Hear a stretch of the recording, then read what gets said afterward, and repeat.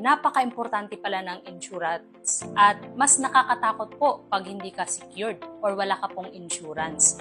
Kasi yung mga aksidente or yung mga bagay na hindi natin inaasahan, kusa na lang po yan dumarating kahit sobrang ingat mo.